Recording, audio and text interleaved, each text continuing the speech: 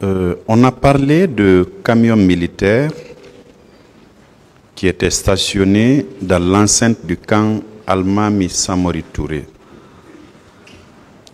à proximité de l'ancien domicile du général Lansana Conté. Et dans ces camions, il y avait des corps sans vie de plusieurs de nos compatriotes. Est-ce que vous en étiez informé? Non, non, monsieur le procureur. N'étiez pas informé de l'existence de ces corps dans les camions militaires? Entre Dieu et moi, non.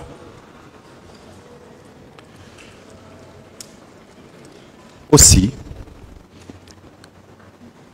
on a parlé de fosses communes où beaucoup de citoyens avaient été ensevelis.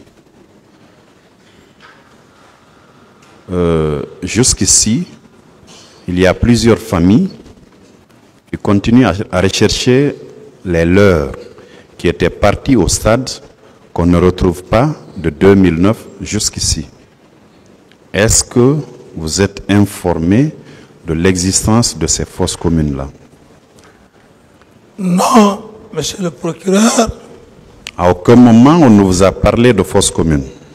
On parlait de fosses communes, c'est quand les juges d'instruction sont venus au Burkina Faso. C'est en ce moment, dans mon audition, qu'ils ont parlé, ça c'était d'abord en ma qualité de témoin, qui m'ont parlé de fosses communes. À part ça, non. C'est au juge d'instruction que j'ai entendu parler de fosses communes. La première interrogation rogatoire. Vous n'aviez pas entendu de septembre jusqu'en fin novembre? Non, vous n'aviez pas entendu parler de fosses communes, même à la radio? Non, non, monsieur le procureur, non.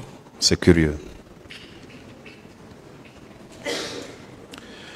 Alors, les différents comptes rendus qu'on vous faisait, est-ce qu'on vous a fait état de femmes qu'on aurait violées, torturées, séquestrées et même mutilées? Est-ce que vous aviez entendu parler de ça? Je précise bien que à la radio, on parlait de viol. Mais je n'ai pas vu une femme comme l'a présenté. Je n'ai pas vu un dossier qu'on est venu me présenter pour dire que telle femme ou tel groupe de femmes a été violé. Mais la presse, la radio en parlait. La presse en a parlé. En parlait, oui. Quand vous avez reçu l'information par la presse, quelle a été votre réaction, monsieur Camara, vous qui étiez au moment des faits président de la transition? Mais j'étais choqué. J'étais choqué. À part du choc, de l'émotion que vous avez eue, qui est une réaction humaine, en votre qualité de président, quelles sont plutôt les dispositions que vous avez prises? Les dispositions avaient été déjà prises parce qu'il y a une commission qui devrait faire son travail. Il fallait chercher les coupables.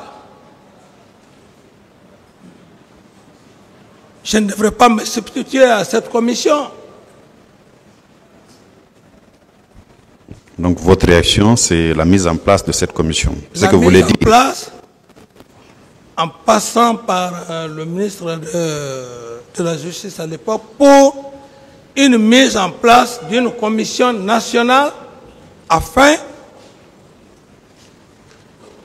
de dépister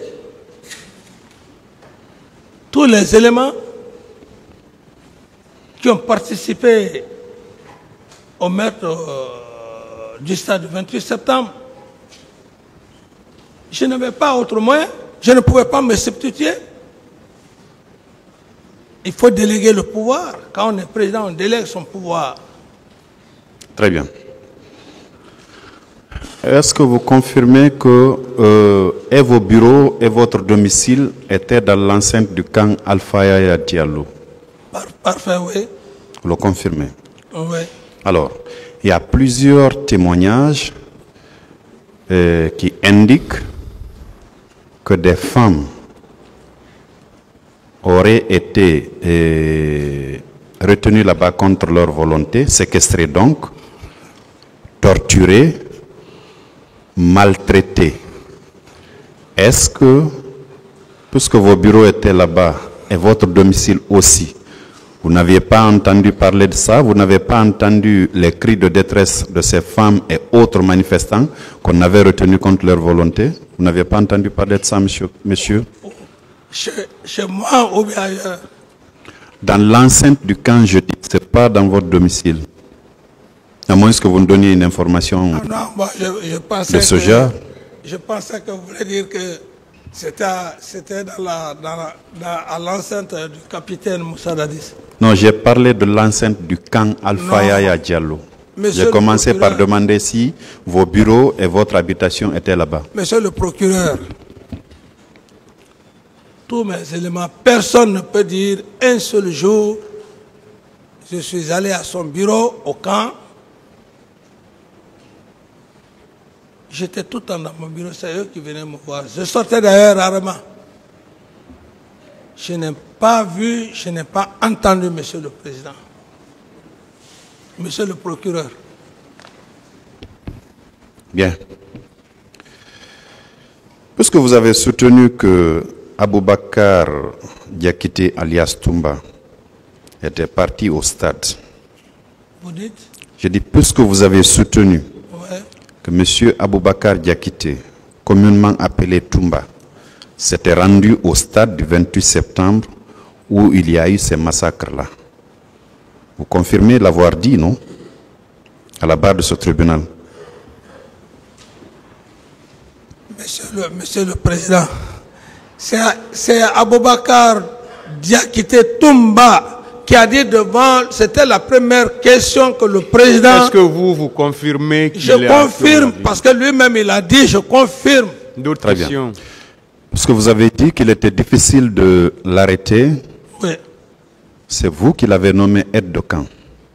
Pourquoi vous ne l'aviez pas limogé? Votre question? Pourquoi? C'est vous qui avez soutenu ici qu'il était très difficile d'arrêter M. Toumba parce qu'il traînait une foule, enfin il avait des hommes derrière lui. Pourquoi tout au moins vous n'avez pas pris un acte pour le limoger de sa fonction d'aide de camp? Parce que c'est vous qui l'avez nommé. Non, mais ce n'est pas la solution. Pourquoi vous ne l'avez pas limogé? Je ne l'ai pas limogé parce qu'il y avait une situation en cours en le limogeant et qu'il arrive à prendre la fuite. Qu'il arrive à prendre la fuite. Il est limogé, il n'y a pas de problème, il ne fera rien. Mais si demain, on apprend que le même Toumba que j'ai limogé, il a pris la fuite, mais en ce moment, j'ai provoqué, je ne veux pas qu'il ait la vie, je ne veux pas, je n'ai pas la volonté, je l'ai fait évader. C'est ça le problème, c'est très simple. Monsieur le procureur, si je l'avais fait et qu'il prenait la fuite, parce que limoger un aide de camp, ça veut dire beaucoup de choses. Attention, ils m'ont limogé, si je reste là, est-ce qu'il ne va pas faire quelque chose de mal contre moi? Et s'il prenait comme adresse la cabale? C'est aussi simple que ça. Monsieur Thiebro, Moussa Thiebro Kamara, qui aussi, selon vos dires, vous avez reçu une information comme quoi il était au camp. Lui aussi, pourquoi vous ne l'aviez pas limogé? Je ne l'ai pas limogé parce que dans la nomenclature réelle, le colonel Tébouré et ses hommes, ils avaient une mission spécifique. par rapport à la gendarmerie, maintien d'ordre, et donc, le connaissant aussi, le connaissant dans ses activités, parce que là où il est, même si on tire tout de suite là, le colonel Teburo va sortir pour aller à ce lieu. Donc, il a une troupe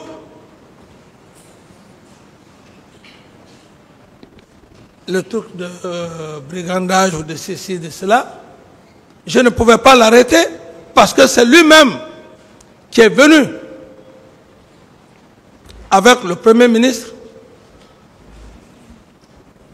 à l'époque me voir, me faire le point. Et c'est à lui que je lui ai donné des instructions quand il m'a dit que les leaders politiques étaient au camp Samori.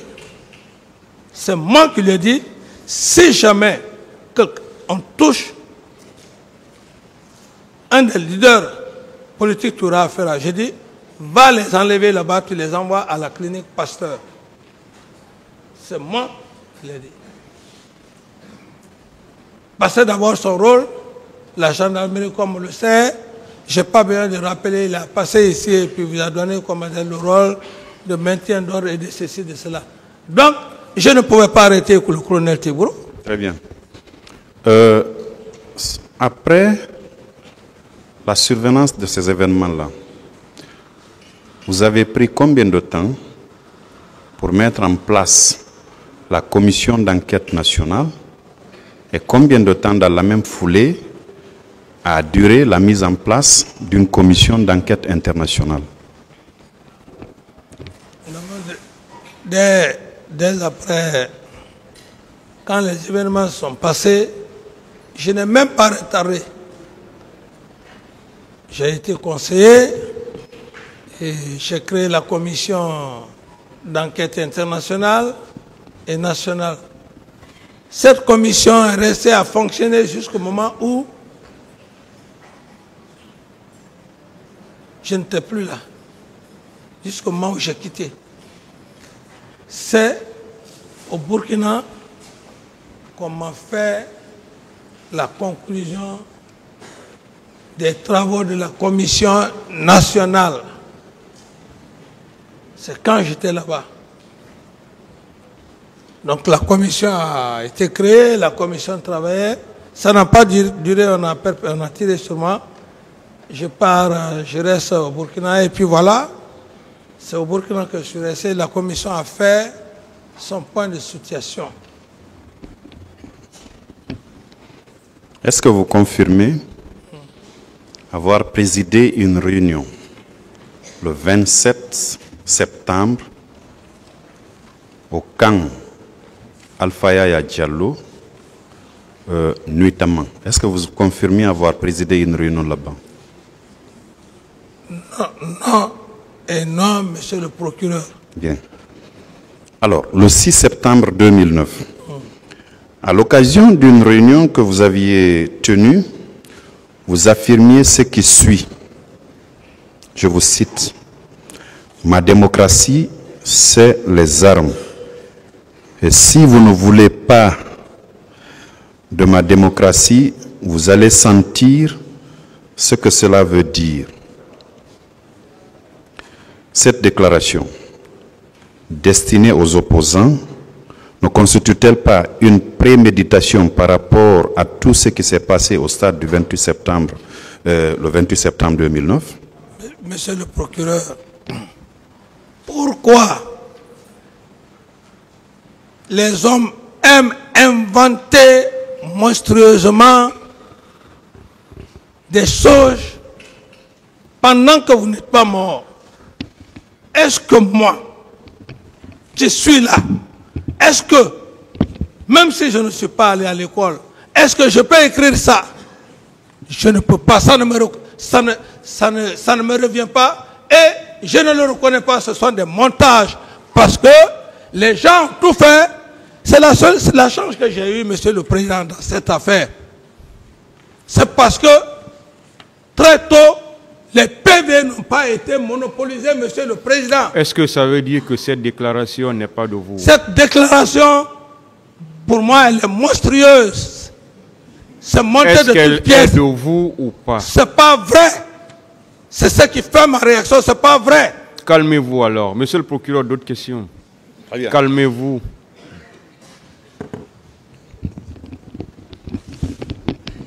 Je viens alors aux procès-verbaux qui ont été établis. Les uns sont des procès-verbaux de déposition de témoins. Les autres sont des procès-verbaux d'audition de parties civiles. Et d'autres procès-verbaux encore sont des procès-verbaux d'interrogatoire. Je vais vous lire des extraits de ces procès-verbaux-là. Je commence par la déposition de M. Sambarou Diamankan. Vous l'avez connu? Le commandant Sambarou Diamankan. Oui, vous l'avez connu? On était au front en Sierra Leone.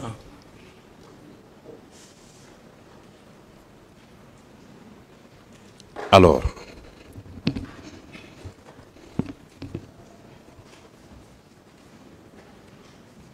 le 22 mars 2016, à 11h16, il a fait sa déposition devant le pool des juges d'instruction.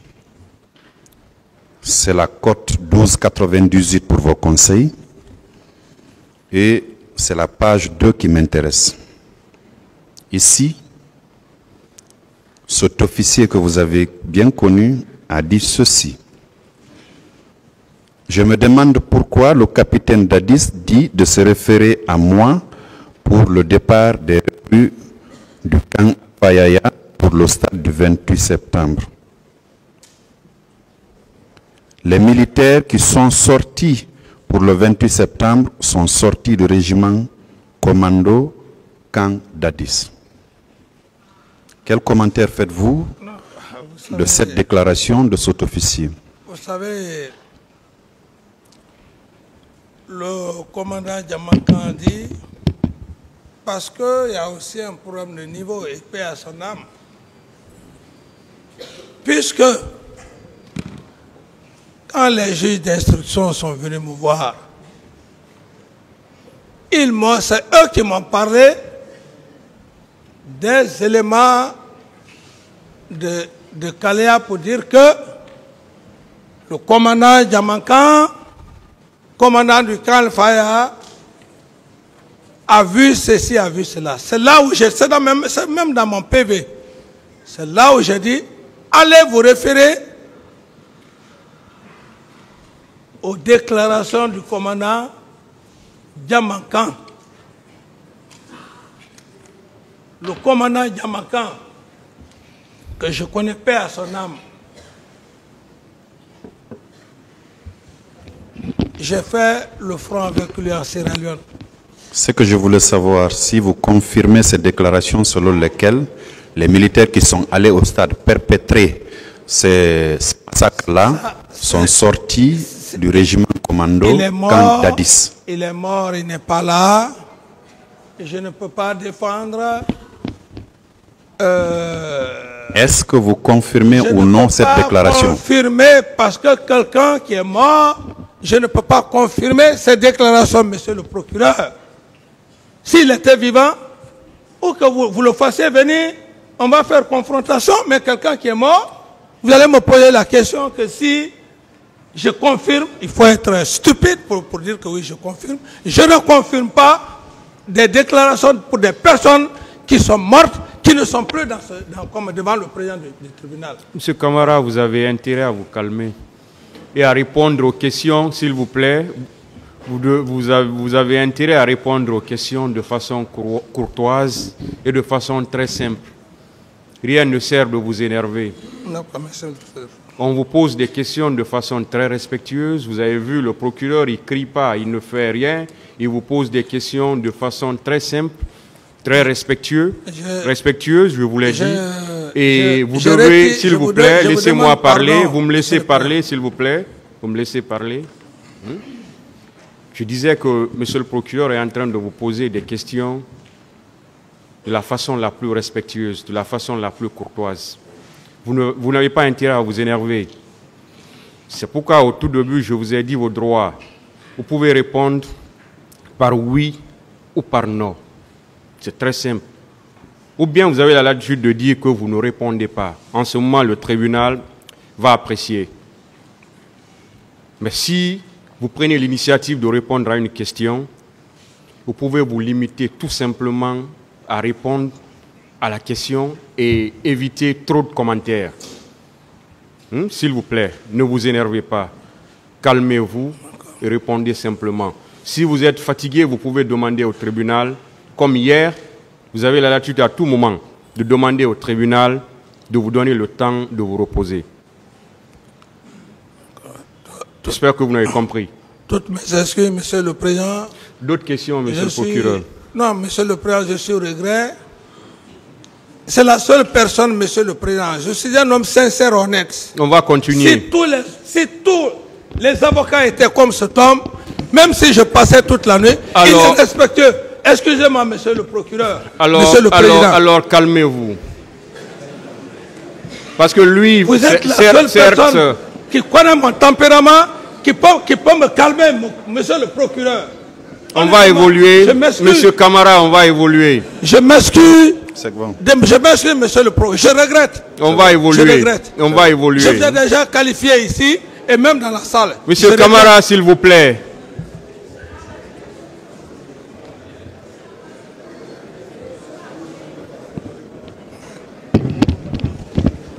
On peut avancer. On peut continuer. Continuez, Monsieur le procureur. Merci, Monsieur le Président. Je prends un autre procès verbal de déposition de témoins. Cette fois-ci, c'est le général Ansouman Kaba. Vous l'avez connu, ce général, Monsieur Moussa Dadis Camara? C'est mon ancien. C'est mon ancien. Il a dit, enfin, je m'excuse d'abord, je vais donner la cote à vos conseils. C'est la cote 1299.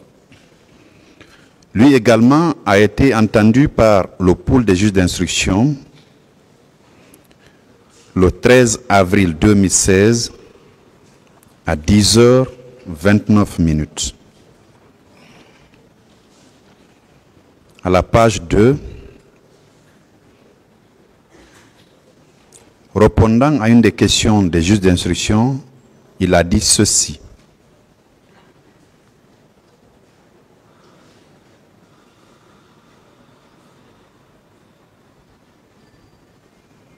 Dans la journée du 28 septembre 2009, je ne suis pas sorti de mon bureau du camp Samori. C'est de là que j'ai appris qu'il y a eu un transport de corps et de blessés à l'infirmerie. Vous n'aviez pas appris ça, Monsieur Camara? Non, non, Monsieur le procureur. Vous n'aviez pas appris? Non. Bien, je continue. Plus loin, il dit, personne ne pouvait vous dire qui commande le régiment commando. Le désordre était tel qu'il était impossible de le dire. Dès le départ, le président Dadis nous a dit que ce régiment est une affaire qui concerne le ministre de la Défense et lui. Personne ne devait s'y mêler. Est-ce que vous confirmez cette déclaration du général? Vous savez, Monsieur le procureur, je ne suis pas là pour dire des choses sur des personnes que je respecte. Ces personnes... Non, je veux juste savoir si vous confirmez ou vous infirmez cette déclaration. Le général Kaba, en face de moi, d'abord je ne l'avais jamais vu ou reçu dans mon bureau. Monsieur Camara. Non. Vous ne confirmez pas? Je ne confirme pas. Très bien. Je poursuis.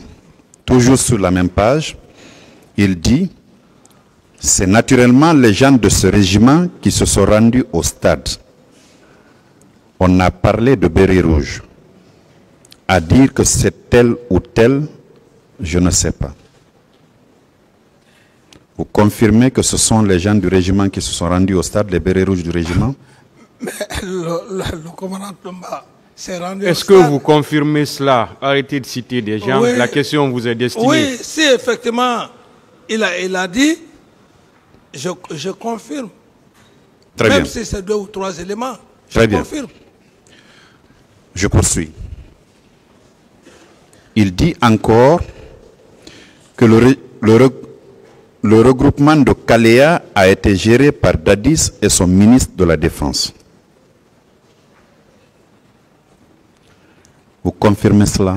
C'est pourquoi j'ai dit que l'affaire de Kalea, on ne peut pas parler de l'affaire de Kalea si le ministre de la Défense, Sekouban, n'est pas là. Il n'a qu'à venir.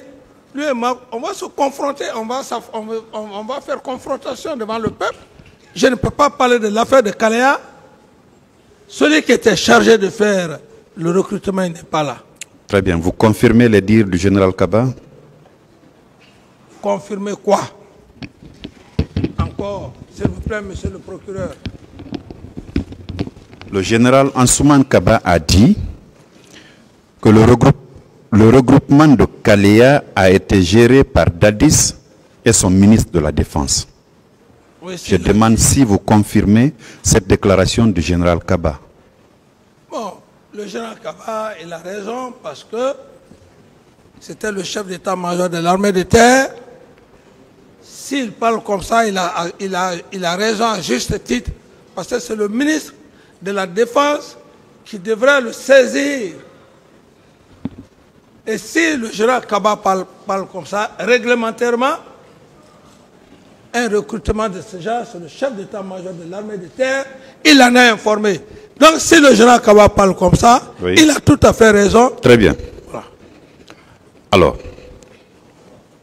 une dernière déclaration du général Ansouman Kaba, à la page 3 de sa déposition devant les juges d'instruction, il dit « En ma qualité de chef d'état-major de l'armée de terre au moment des faits, étant à mon bureau, j'ai été informé des cas de blessés et de morts, mais je n'ai pris aucune disposition parce que je n'en avais pas la qualité. »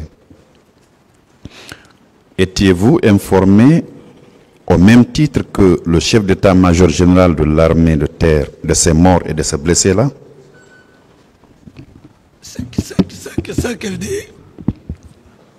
Ce qu'il dit, c'est sa part de vérité.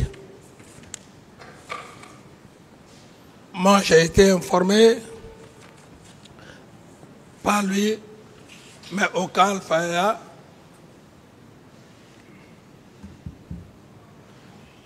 Ces informations, je ne suis pas lié avec ces informations. Ces informations, ça ne concerne que M. Kaba. Donc, je ne peux pas affirmer de quoi que ce soit. Bien. Vous connaissez, monsieur le général de brigade Mathurin Bangoura? Oui, je le connais bien. Alors lui aussi, il était poursuivi pour ces faits-là dans son procès verbal d'interrogatoire devant le pôle des juges d'instruction le 24 juillet 2015 à 11h11. C'est la cote 12,90 pour vos conseils.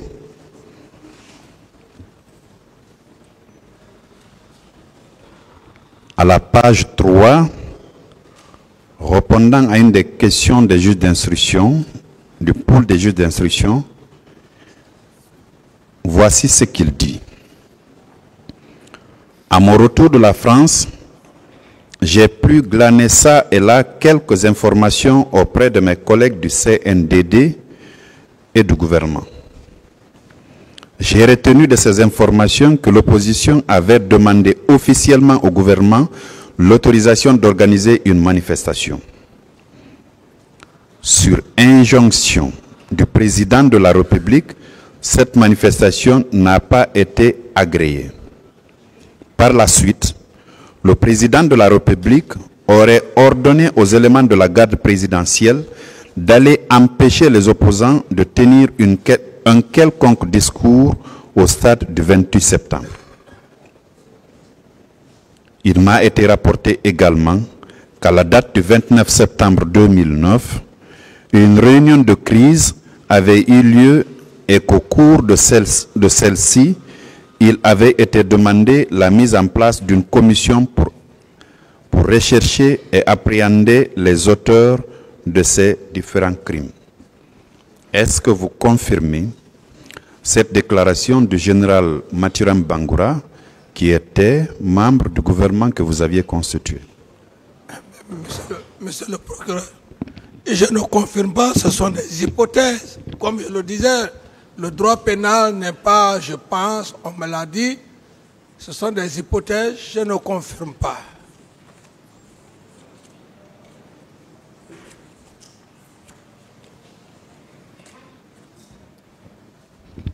Pourtant, c'était un de vos proches, non?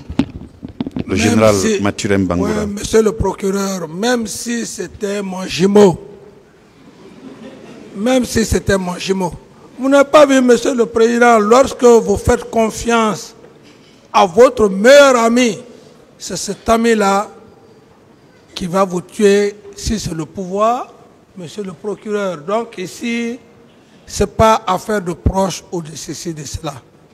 On est en pénal. Le pénal, il est individuel. Ce que M. Bangoura dit, Mathurin, il dit qu'il est venu et on lui a rapporté. Est-ce que moi, je vais confirmer? Est-ce que c'est une bonne information que M. Mathurin a reçu ou bien mauvaise information? Je ne suis pas à mesure de confirmer cette assertion. Pourtant, il a été assez précis. Il dit que les informations, il les a obtenues des membres du CNDD et de ses collègues du gouvernement. Ah, il n'a qu'à, comme on est en pénal, oui. On est en pénal, monsieur le procureur, les éléments du CNDD, il n'a qu'à venir les annexer devant le tribunal pour dire que c'est tel ou non, X. Ma question, elle vous est destinée. C'est à vous que je la pose. Donc, comment je puisse dire ce qu'il a dit, que je puisse confirmer, monsieur le procureur? Non, je ne vous impose pas un choix de réponse. Vous en avez la liberté, le président vous a rappelé. Ah, ma question, c'est juste de savoir si vous confirmez ou vous infirmez cette déclaration du général Mathurin Bangoura, qui a été votre ministre, qui était membre du gouvernement donc, et membre du CNDD. Je n'ai pas de réponse à cette assertion, monsieur le procureur. Merci. Alors, vous étiez tout au moins informé de la réunion que l'état-major avait organisée dans l'enceinte du camp le 27 septembre 2009 pour définir la ligne que les militaires devaient suivre au cas où la marche, le meeting avait lieu. Vous étiez informé de cette réunion-là? Non, monsieur le procureur. Vous n'étiez pas informé de cette réunion? Réunion où? Le lieu? À l'état-major des forces armées. Bon, même s'ils ont tenu une réunion, je n'ai pas présidé. Je n'ai pas présidé cette réunion. Même s'ils ont, je ne dis pas qu'ils n'ont pas tenu une réunion, mais s'ils ont tenu une réunion, moi, M. Camara, je n'ai pas présidé à cette réunion. Vous n'en aviez pas pris part aussi? Aucunement. Ah. Vous aviez été informé des décisions issues de cette réunion-là?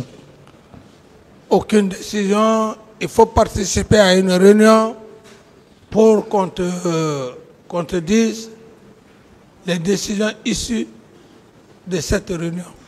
Oui, on devait vous le dire, on devait vous informer parce que vous étiez le commandant en chef des forces armées.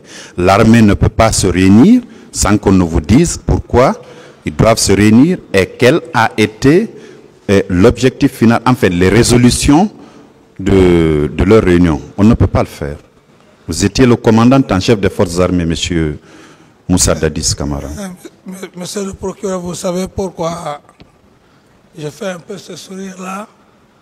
Parce que l'armée que vous parlez, monsieur le procureur, c'est même dans les mêmes réunions là aussi qu'on essaie de faire le coup d'État. Donc, une réunion, ce n'est pas obligatoirement que toutes les réunions que le président doit savoir, monsieur le procureur. C'est ce que je veux vous faire comprendre.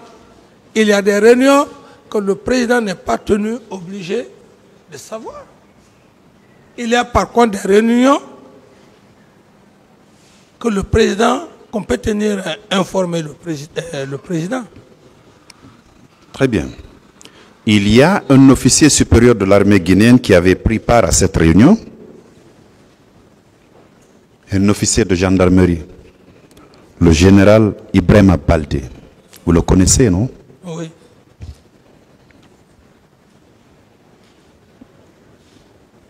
Il a été entendu aussi en qualité de témoin par le pôle des juges d'instruction.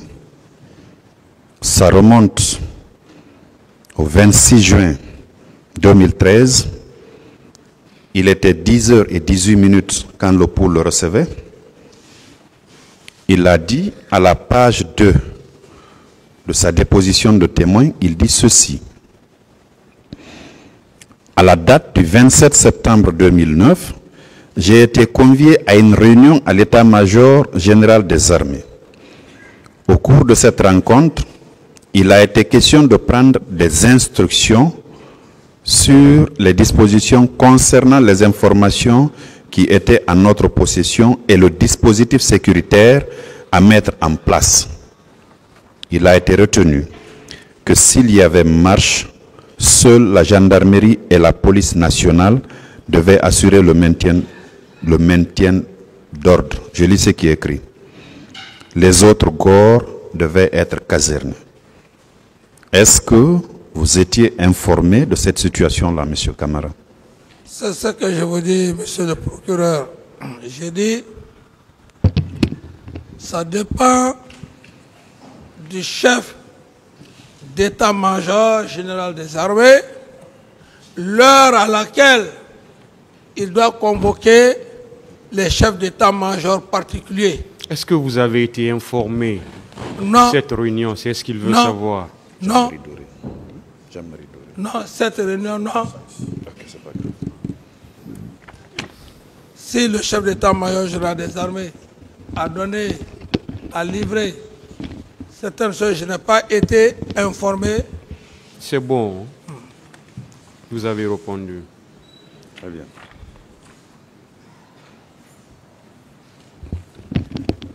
Alors, vous avez dit que vous n'étiez pas informé des tortures qu'on infligeait à certains de vos citoyens?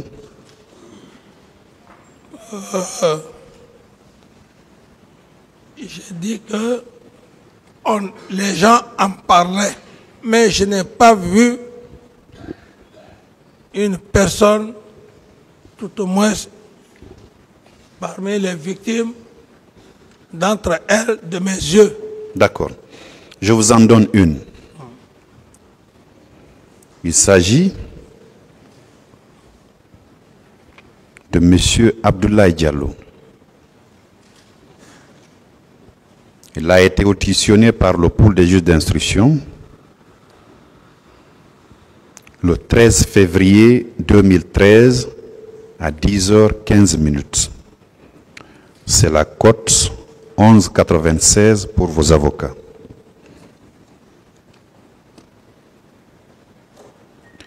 Il dit à la page 2, Je ne connais pas l'identité des militaires qui nous frappaient. Je sais seulement que le commandant du camp s'appelait Begré. Ça, c'est une des victimes qui s'est constituée partie civile devant les juges d'instruction qui tient cette déclaration.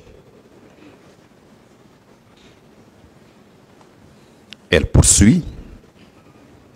Du lundi au samedi, j'ai été détenu et frappé au camp Koundara.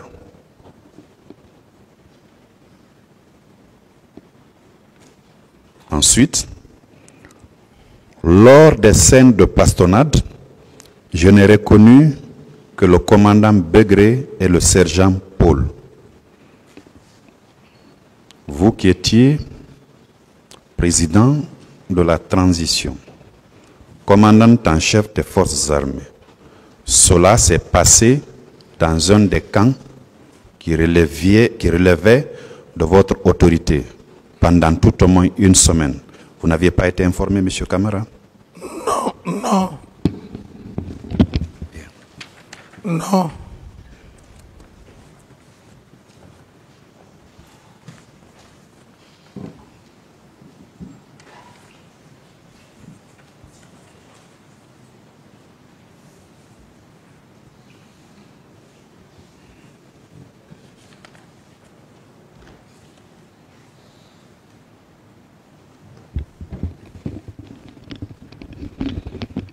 Alors, vous saviez quand même que des recrues étaient en formation au centre d'instruction de Kalea?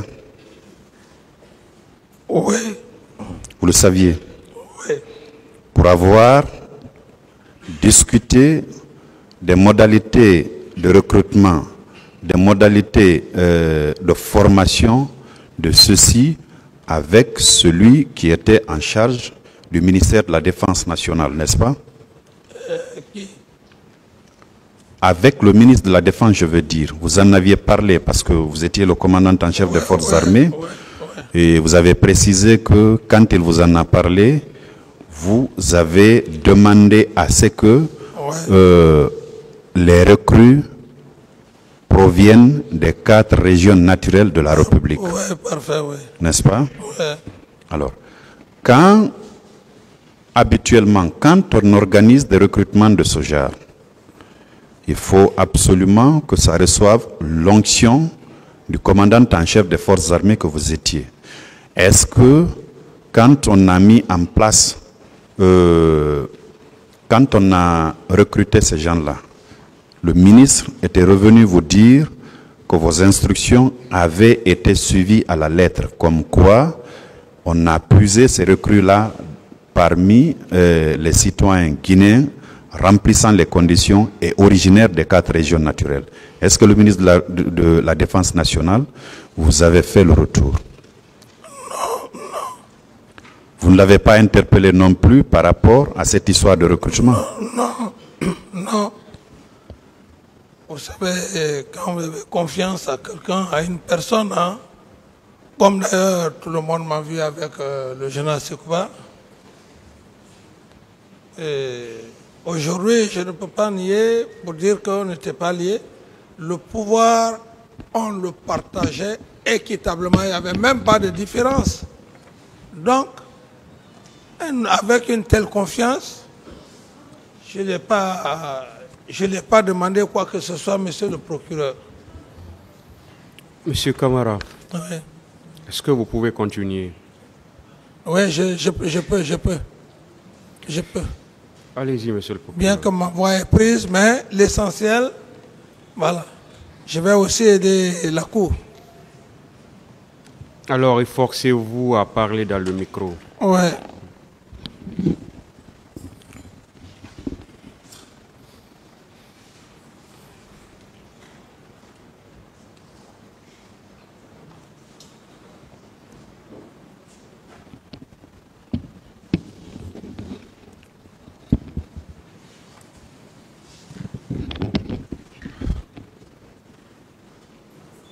Monsieur Camara, c'est bon, on peut continuer? On peut continuer. continuer, monsieur.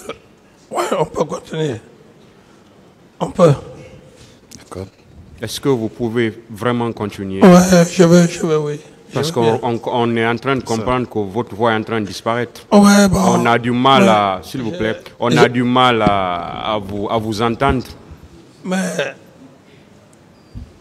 je ne voudrais pas que l'audience quand même... si comme ça vous pouvez me comprendre, monsieur le président, on peut continuer, je pense que c'est bon. Ça dépend de vous. Oui, moi, je suis vraiment, je le veux bien. Vraiment, je le veux. D'accord. Oui, qu'est-ce que vous voulez dire, maître? Allez-y, oui.